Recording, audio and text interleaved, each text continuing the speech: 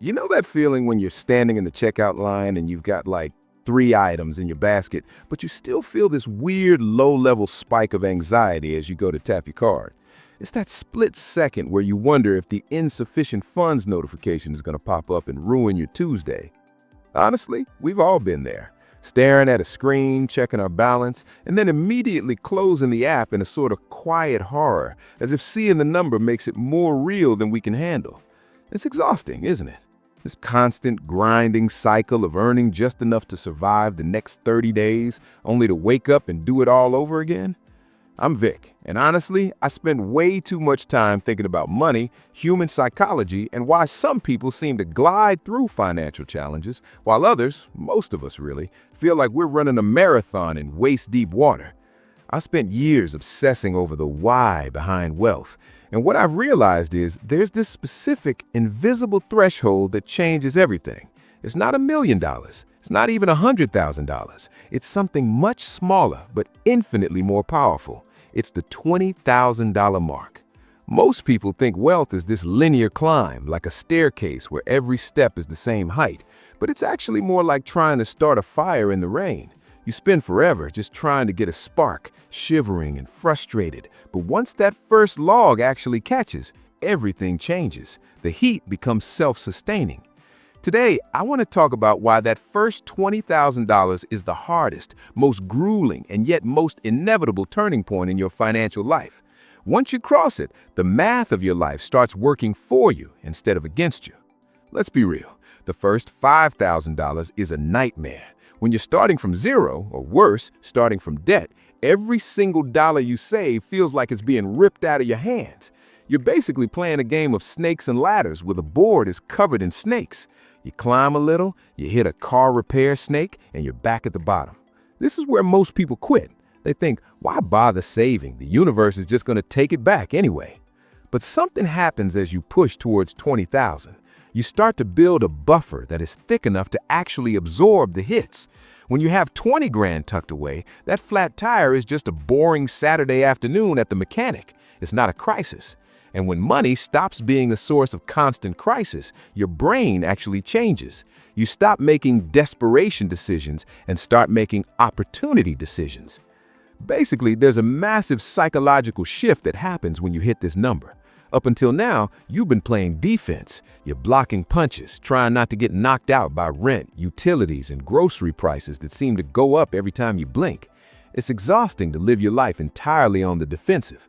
But at $20,000, you realize you aren't just surviving, you're accumulating. You start to feel a sense of quiet confidence. I remember when I first crossed that threshold, it wasn't like I felt rich, far from it, but I felt solid. It's the difference between standing on a rickety ladder and standing on a concrete floor. When you have that cushion, you stop being afraid of your boss. I'm not saying you go in tomorrow and quit your job, but the vibe changes. You know that if things go sideways, you have 6 months, maybe even a year of breathing room. That psychological safety allows you to negotiate better, to take calculated risks, and to stop saying yes to every soul-crushing overtime shift out of pure fear. Wealth becomes inevitable because you stopped reacting to the world and started acting upon it. Now let's talk about the actual math, because this is where it gets really cool. If you like this kind of deep dive into how money actually works, not the get-rich-quick nonsense, but the real psychology of it, honestly, hit the subscribe button. It helps me keep making these, and it helps you stay on track with your own $20,000 journey. Anyway, back to the math. Compound interest is usually explained using massive numbers, like if you save $1,000 a month for 40 years, you'll have millions of dollars, which sure is true, but it feels so far away it's almost meaningless. It's like telling someone at the bottom of Mount Everest about the view from the top. It doesn't help them take the next step. But $20,000 is where the engine starts to idle. Let's say you have that $20,000 in a high-yield savings account or a basic index fund. Even at a modest return, that money is now earning a few hundred or even $1,000 a year just by sitting there. I know, $1,000 a year doesn't sound like wealth, but look at it differently. That $20,000 is now working a part-time job for you. It's paying for your car insurance for the year, or it's covering your grocery bill for 2 months. You didn't have to trade your hours for that money. Your past sacrifices did. This is the first time you experience decoupled income, income that has nothing to do with your physical presence. Once you see that happening, you can't unsee it. You start to realize that if $20,000 can buy you 2 months of groceries, then $200,000 can buy you a whole lifestyle. The path becomes clear. The biggest reason wealth becomes inevitable after $20,000 isn't actually the money itself. It's the person you had to become to save it. You can't accidentally save $20,000. Well, unless you've got a long-lost uncle who left you a weirdly specific inheritance, but for 99% of us, it requires a complete overhaul of our habits. To get to that number, you had to learn how to delay gratification. You had to learn how to budget without making yourself miserable. You had to learn how to navigate the social pressure of friends wanting to go on expensive trips when you knew your freedom fund was more important. These are wealth-building muscles, and just like going to the gym, the first few months are the hardest. You're sore, you don't see results in the mirror, and you want to quit. But by the time you can bench press $20,000, those muscles are developed. The habits that get you to $20K are the exact same habits that get you to $200K and $2 million. The only difference is time and scale.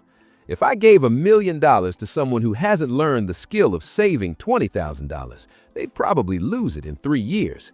We see it with lottery winners all the time. But if you build that first $20K, you've built the foundation. You've proven to yourself that you are the kind of person who can manage capital. I want to take a quick second to acknowledge something, because I know someone's watching this thinking, Vic, $20,000 feels like 20 million right now. And you know what? You're right. It's hard.